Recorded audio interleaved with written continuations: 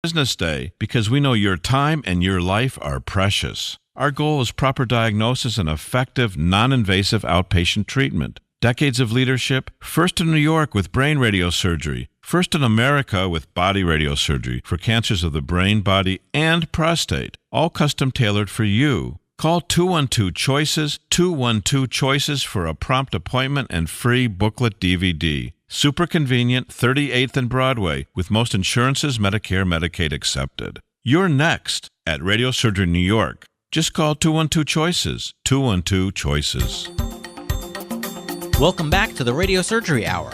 This is Rob Redstone here with Dr. Gil Lederman at the WOR Studios in the heart of New York City. We're just a few steps from the Radiosurgery New York Cancer Treatment Center on Broadway and 38th Street. Dr. Lederman, the leading cancer expert, treats prostate cancer non-invasively. He was the first in New York with fractionated brain radiosurgery, and he's the first in America and in the Western Hemisphere with body radiosurgery. You can also call Dr. Lederman at 212-CHOICES for a free informative booklet and DVD. Hey, Dr. Lederman, we're back. Hey, we're back, and we're happy to take your call if you have questions.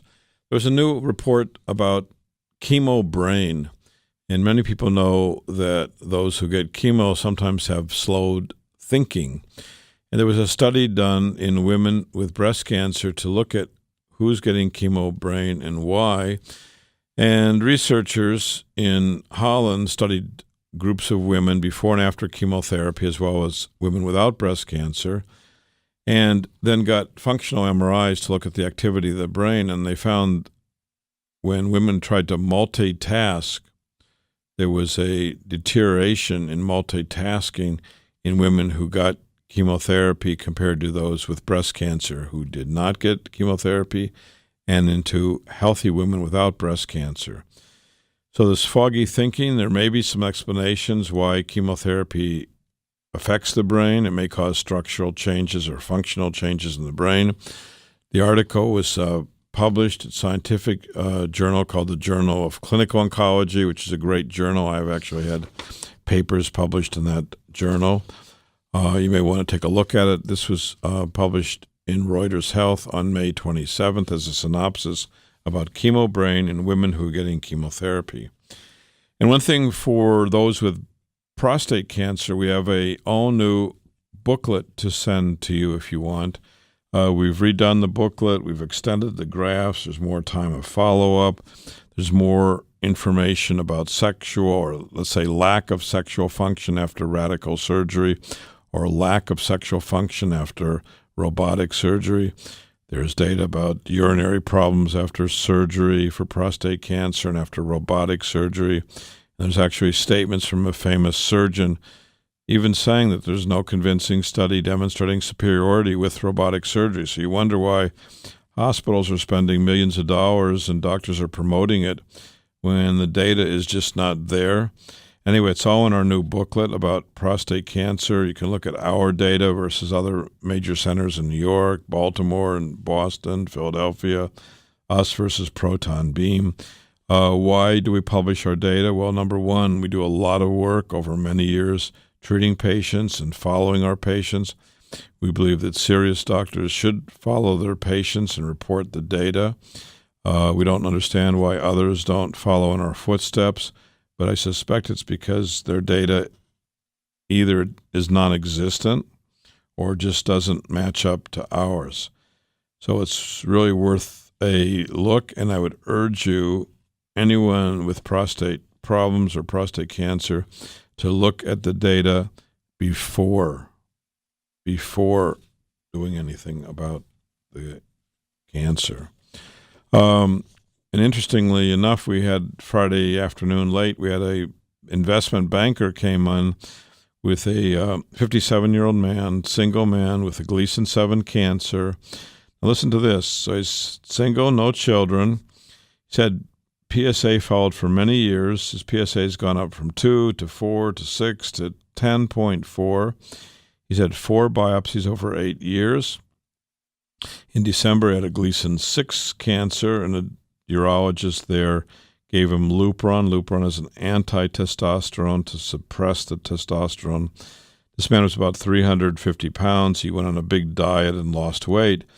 and he thought that the fall in the PSA and the shrinkage was from the losing weight, but no, really it was from the Lupron, which will temporarily make the PSA go down. It doesn't successfully treat prostate cancer, and we've shown data earlier in the program that Lupron, or hormonal therapy for prostate cancer, is not a valid treatment by itself for newly diagnosed localized prostate cancer. So he had a Gleason 6 by his first urologist who gave him the Lupron. Then he went to another doctor who did another biopsy. So you can argue he already had cancer. He wasn't treated. Why would the other doctor do a biopsy when he was already diagnosed? The only thing I can say is he did it, and it came up with a higher grade cancer. And we know that Gleason higher than 6 is considered higher risk. So now he's got two big risk factors: a PSA more than 10, which is that blood test, prostatic specific antigen, is more than 10 in him, and the Gleason is more than 6.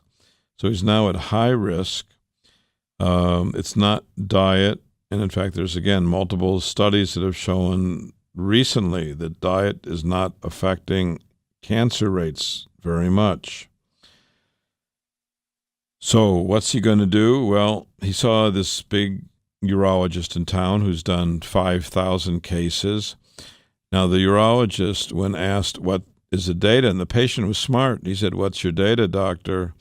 The urologist said, "My data is smoking robotic surgery." Well, I think that's smoke and mirrors.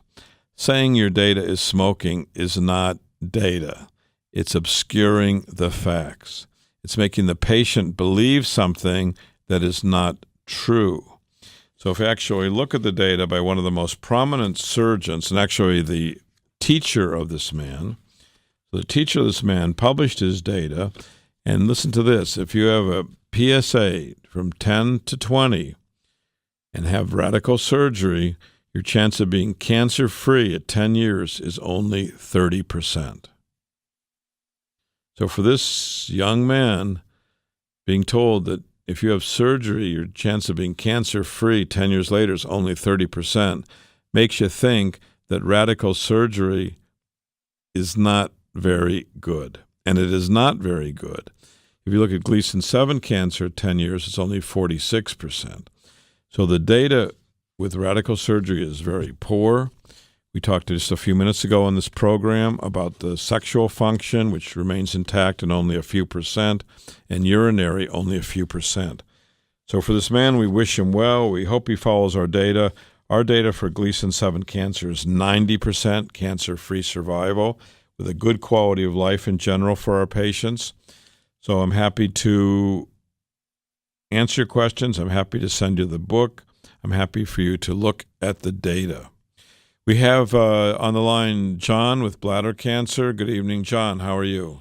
Well, doctor, you tell me. You're the one with the education.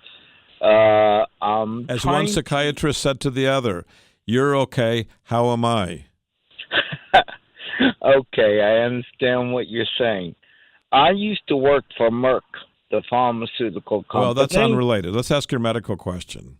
Okay, my medical question is very complicated because I've been come in. You know, I tell you something. You know, I've been sitting here for a long time thinking that sometimes doctors cheat patients by not giving them enough time. But I'm getting so many calls of patients. They say, "Look, I have bladder cancer. How do you treat it?" And the fact is that often the patients don't even know exactly what kind of cancer they have. They don't know where it is. They're not fully aware of their treatment. And it often takes us an hour or 2 hours to get the facts and the documents and sit down and ask questions and examine the patient and go through the documents. I can tell you that many patients don't even know what kind of cancer they actually have. This week I had a patient who came in and she said she had lung cancer, and she didn't. She had ovarian cancer that spread to the lung. Cancer is always named from whence it comes. That's why, if it's a complicated case or not, you deserve time with the doctor, whether it's me or someone else. The doctor's going to take their time, sit down, close the door and listen to the patient. Yeah, well, that's part of my problem, going to a doctor, because the government is not covering me to go to the doctors. And you're saying, what? Is that possible? Well, let me tell you what's going on. I used to be employed by Merck. No, excuse me. I don't want to hear financial things. I just want to hear medical things. So I'll tell you what. You give me a call at 212-CHOICES during the week, and we'll make a time to go over your data and spend time with you. So Merck or Schmerk or anyone else, you call me 212-CHOICES, and we will see you and try to sort out these issues, okay? Is that fair enough? I will give you a call at 212-CHOICES. Now give me a minute to quickly tell you what's going on. I won't waste any time. I'll go right to the point. If you do that, I'd appreciate it. No, we'll do it quickly because we have other callers and time is precious here. Okay. I'm a 61-year-old white male. I have bladder cancer for 12 years. I'm a diabetic for 60 years. I also have diabetic neuropathy, okay, because the government doesn't No. Okay, look, you're going to come in and talk to me. Call us 212-CHOICES. I will sit down and I'll spend an hour with you and we'll go over the things. We just can't do this by the phone, okay? We have Joyce on the line from Washington. Good evening, Joyce. Hello, Dr. Lederman. I'm calling up to ask you if you treat people who have lost their balance. I don't have any cancer, but I'm 86 years old, and I've lost my balance. I can walk, but I never know when I'm going to, sway from side to side. Yeah. Well, we'd have to examine you, get your history, and make sure you've had the proper studies to make sure there's not a problem with your inner ear or your balance nerves. So that's what we do. Sometimes we find diseases that we can treat and sometimes not. But I really, again, can't tell you over the radio. It's something that your life is very precious to us and, of course, to you. And that's why we would invite you in and go over all the details in person. All right. Now, could I ask you one more question? I have a sister who is, she is suffering with the saliva coming into her mouth. Mm-hmm. And she has to put cotton balls in there in her mouth to collect the saliva. Mm-hmm. And this has been going on now for almost 2 years. Mm-hmm.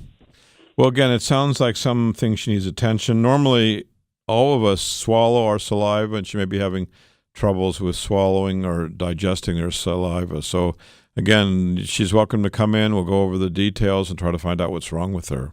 Okay? Mm-hmm. Okay, all right, then. Thank you. All right, God bless you, and thank you. And we have Helen on the line about sciatica from Union, New Jersey. Good evening, Helen. Good evening, doctor. I listen to you, and I have sciatica for over a year, and nothing helping me in physical therapy, and the medication bad in my stomach will make me bleeding, and I don't take no medication. I suffer with the pain day and night. Well, we would try to get to the bottom of it and find the cause. Sciatica is just it's a general word. It doesn't really say what's going on. And like the man I told you about, he had pain like you. Everyone thought he had sciatica, but in fact he had a cancer causing his pain. So the best thing is, if you want to make an appointment, call us at 212-CHOICES, and we'll spend some time and we'll do some testing if you need, and try to get to the bottom of it. Okay, doctor. I appreciate that. Thank you. And God bless you. If you also wish, you can call us at 212-CHOICES, and we'll mail you a booklet about cancer treatment.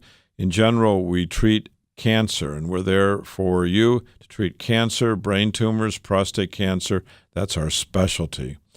I'm going to go break for just a moment so you can hear these two voices talk about some of the special activities we do to help people, and we'll be back to take your calls and talk more.